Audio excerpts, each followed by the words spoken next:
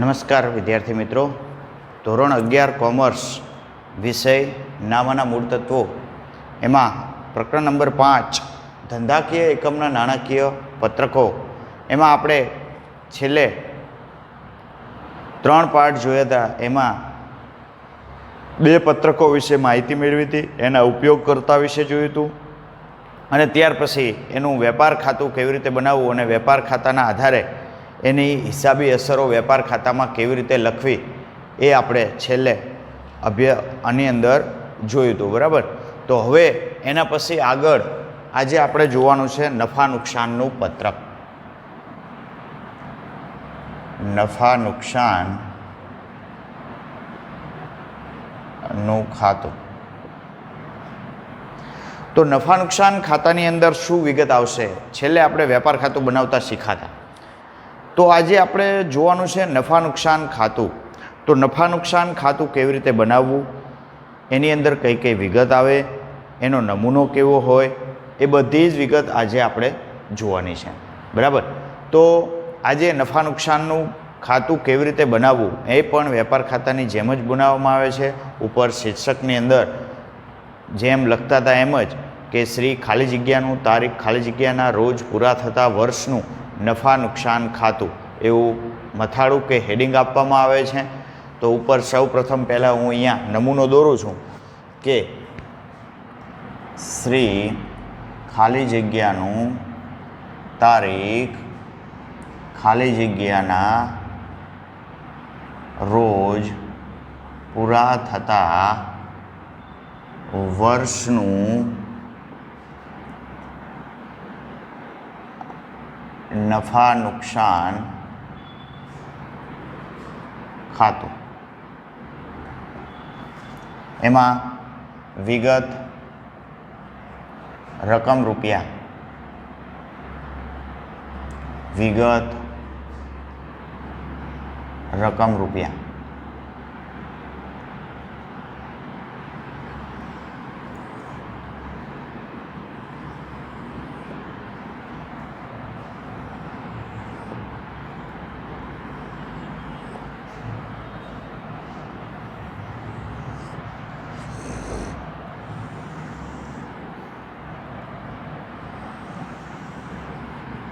આ બાજુ જમા અને જમણી બાજુ ઉધાર.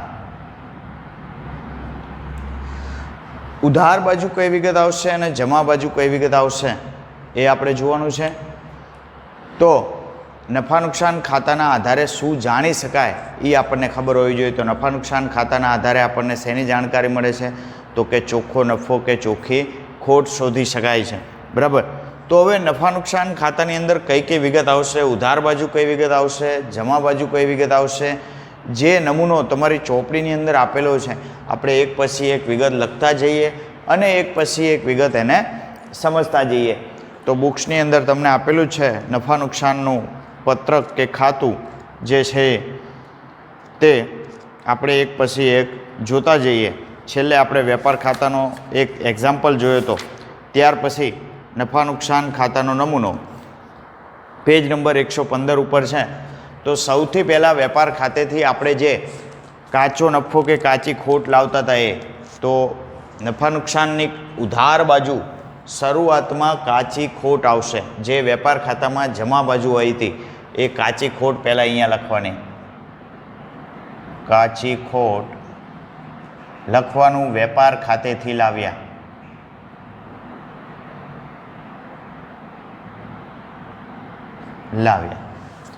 એની અંદર ટીક કરો. ત્યાર પછી વહીવટી કે ઓફિસ ખર્ચા. બીજું છે વહીવટી અથવા તો ઓફિસ ખર્ચા. તો વહીવટી કે ઓફિસ ખર્ચની અંદર કોનો કોનો સમાવેશ થાય? તો કે પગાર, ભથ્થા, બોનસ, પગાર, ભથ્થા, બોનસ, ત્યાર પછી ભાડું, વીમા પ્રીમિયમ,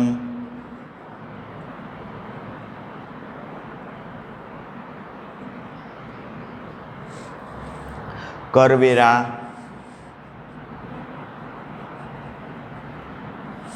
ટપાલ ખર્ચ,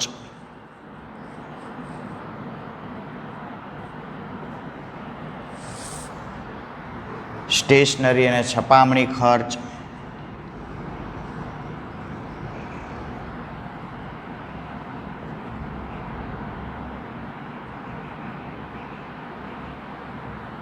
છપામણી ખર્ચ, કાનૂની ખર્ચા,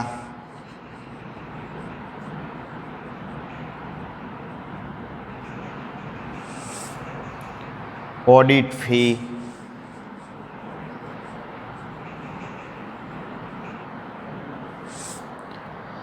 વીજળી ખર્ચ,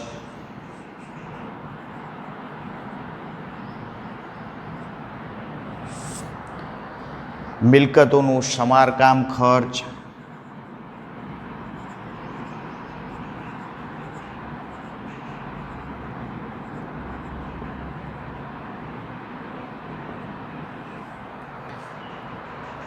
પ્રોવિડન્ટ ફંડમાં ફાળો, પ્રોવિડન્ટ ફંડમાં ફાળો, રાજ્ય વીમા યોજનામાં ફાળો,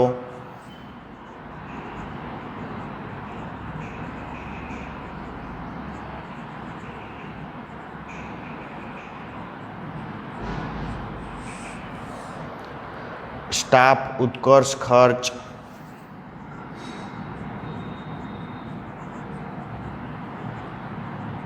ઉત્કર્ષ ખર્ચ, તો સ્ટાફની તાલીમનો ખર્ચ,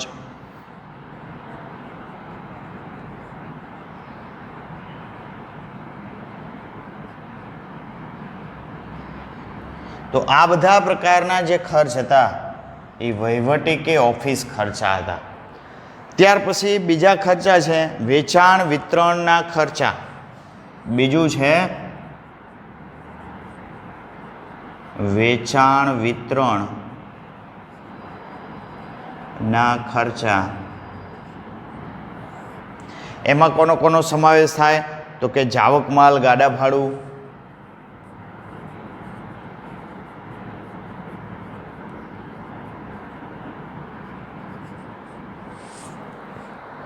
સેલ્સમેનનો પગાર,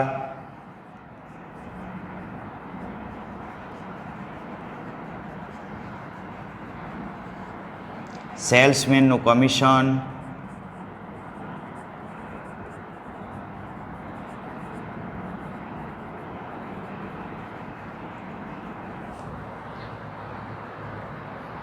સેલ્સમેનનો મુસાફરી ખર્ચ,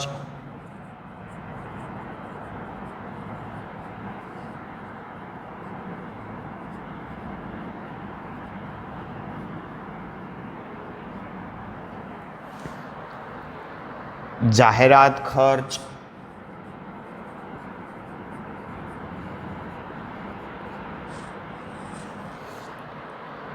પછી આપેલો વટાવ,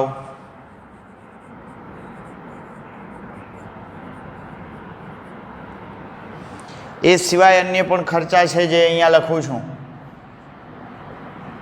વિગત, રકમ રૂપિયા, વિગત રકમ રૂપિયા,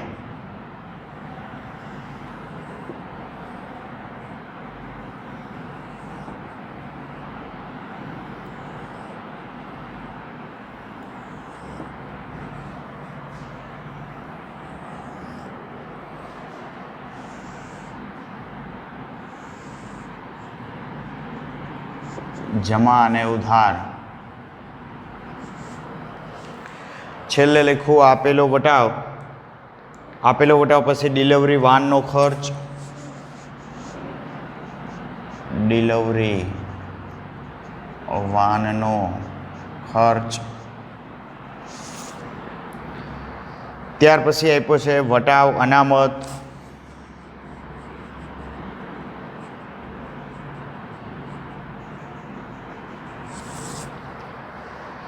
ત્યાર પછી પ્રદર્શનમાં ભાગ લેવાનો ખર્ચ, પ્રદર્શનમાં ભાગ લેવાનો ખર્ચ. ત્યાર પછી શોરૂમના ખર્ચા,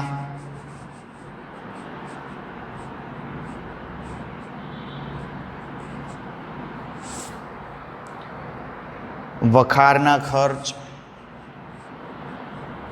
વખાર ખર્ચા. ત્યાર પછી પેકિંગ ખર્ચ,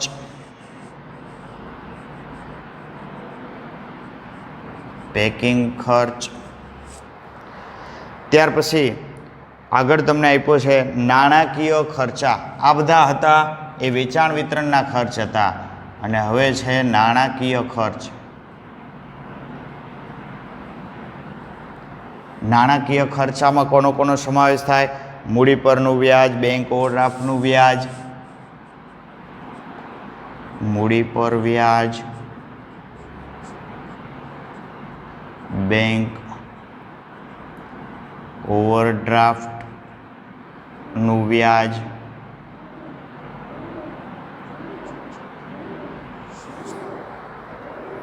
લીધેલી લોનનું વ્યાજ,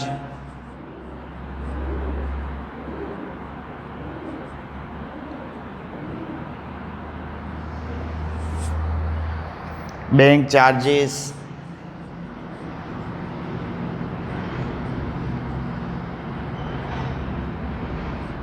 બેંક કમિશન,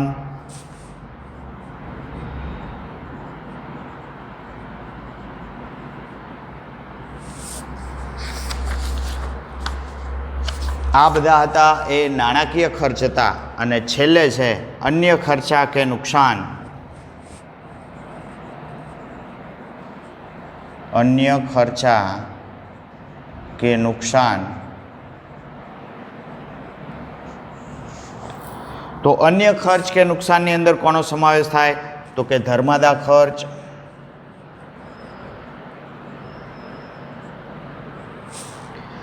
ઓફિસ મિલકતો પરનો ઘસારો,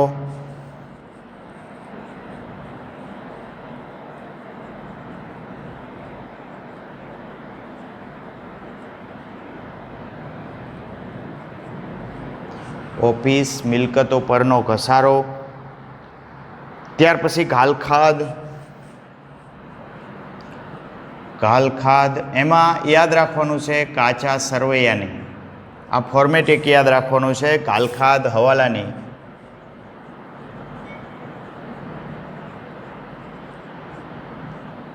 પ્લસ ઘાલખાદ અનામત હવાલાની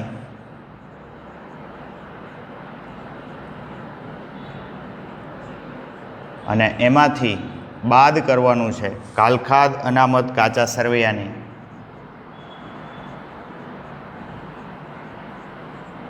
કાચા સરવૈયાની એ બાદ કરીને રકમ બહાર મૂકવાની છે. ત્યાર પછી આગથી નુકસાન, ચોરીથી નુકસાન, આગથી નુકસાન, ચોરીથી નુકસાન,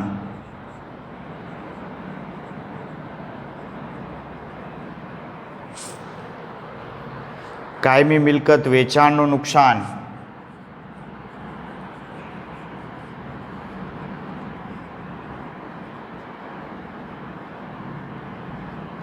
નુકસાન.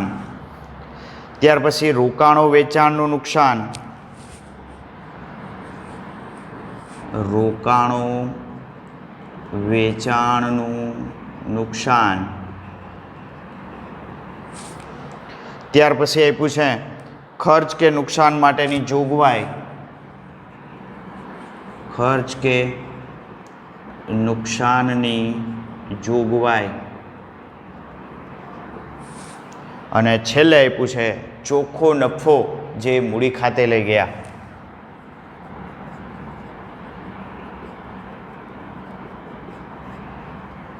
મૂડી ખાતે લઈ ગયા આ આપણે શોધ્યો. બરાબર. આટલી વિગત ઉધાર બાજુની વિગત હતી. હવે જોવાની છે આપણે જમા બાજુ કઈ વિગત આવશે. તો જમા બાજુ સૌથી પહેલાં જે રીતે કાચી ખોટ હતી એ જ રીતે કાચો નફો વેપાર ખાતેથી લાવ્યા.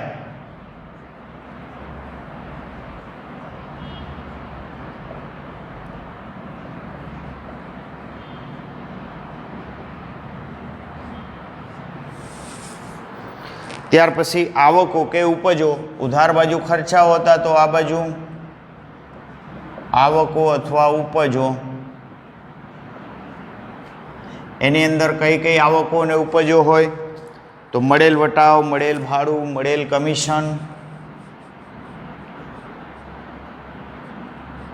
મળેલ વટાવ, મળેલ ભાડું, મળેલ કમિશન,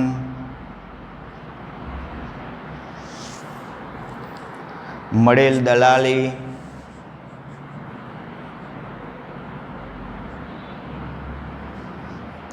મળેલ આડત,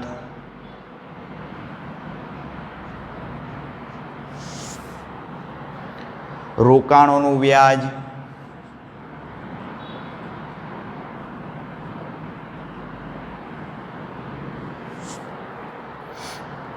ધીરેલી લોન પરનું વ્યાજ,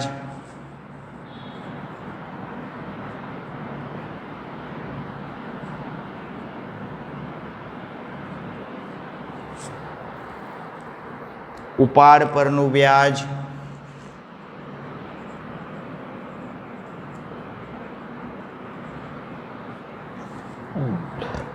ગાલખાદ પરત,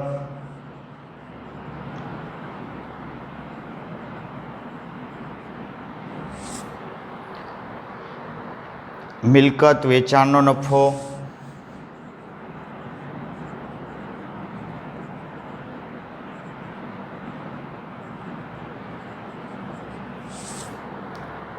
પસ્તીના વેચાણની ઉપજ,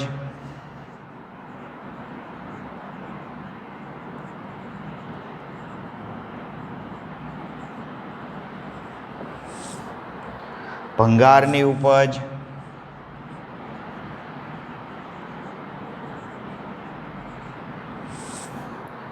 પરચુરણ આવક,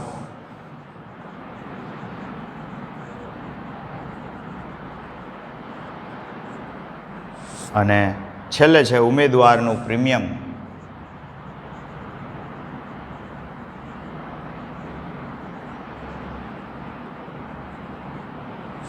અને છેલ્લે જે રીતે ચોખ્ખો નફો મળ્યો હતો એ રીતે ચોખ્ખી ખોટ.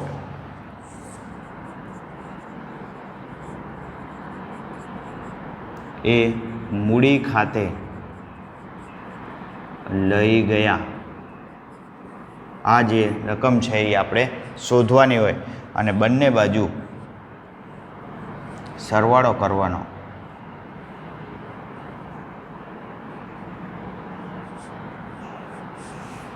તો આ વાત હતી નફા નુકસાન ખાતાની.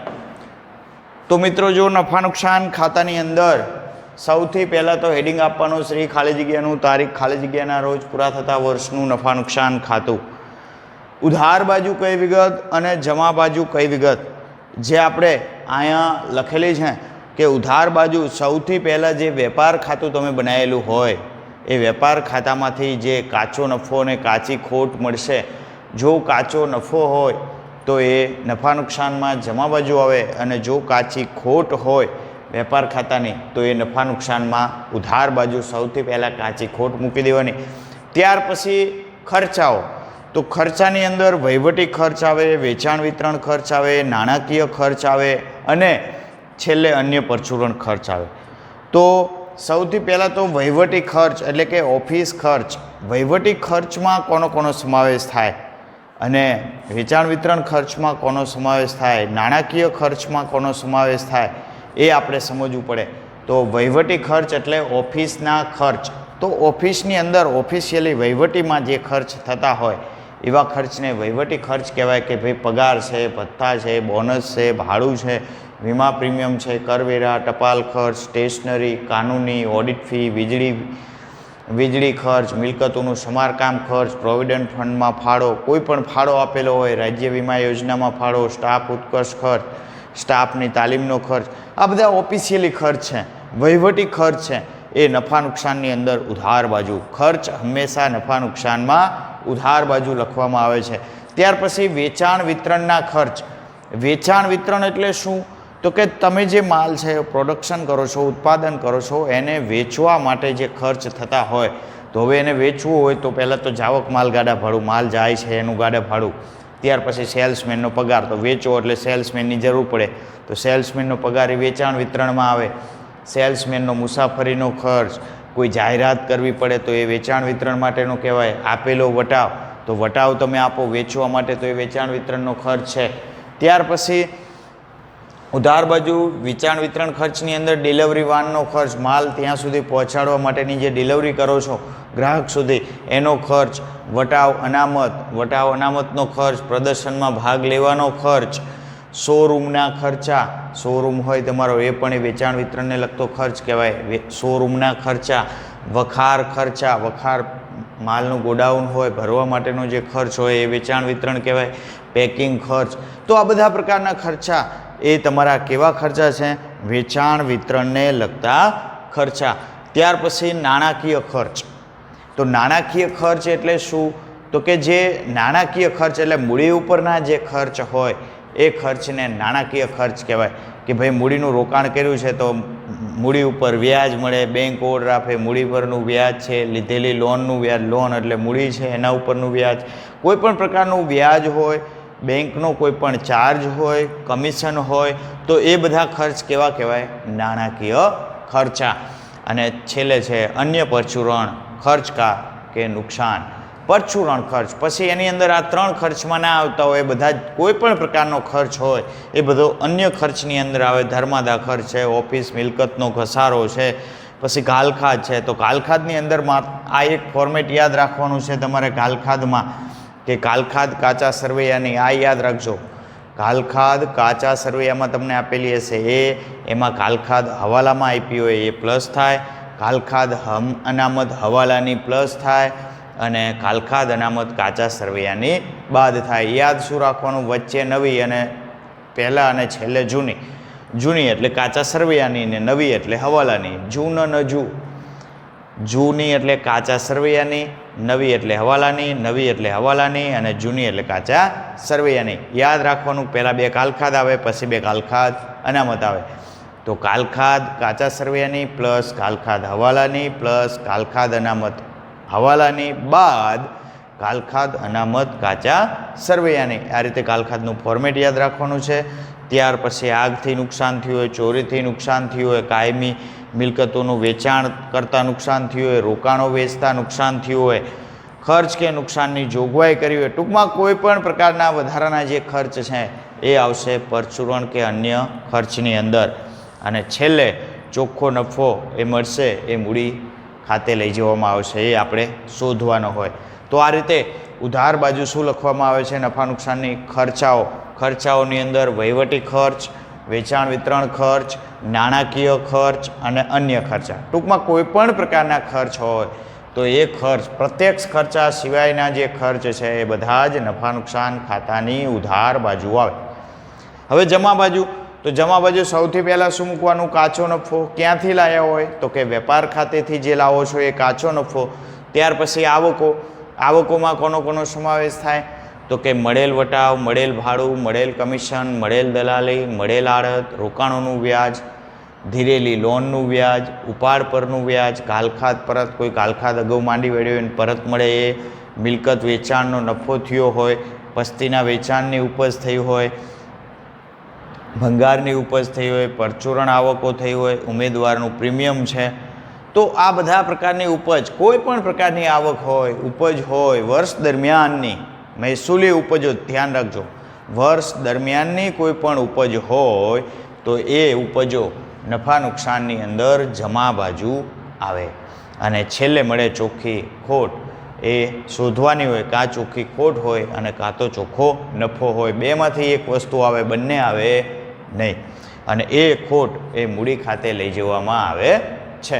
તો આ રીતે મિત્રો નફા નુકસાનનું ફોર્મેટ છે આખું, એ ફોર્મેટ તમારે યાદ રાખવાનું છે, સમજી લેવાનું છે. અને ચોપડીની અંદર પણ આ જ ફોર્મેટ આપેલું છે, બરાબર. તો આ તમારું હતું નફા નુકસાનનું પત્રક, નફા નુકસાનનું ખાતું. પત્રક નથી એ, બરાબર. તો નાણાકીય પત્રકોમાં બે પત્રકો, એક વેપાર ખાતું, નફા નુકસાન ખાતું, અને બીજું પાકું સરવૈયું.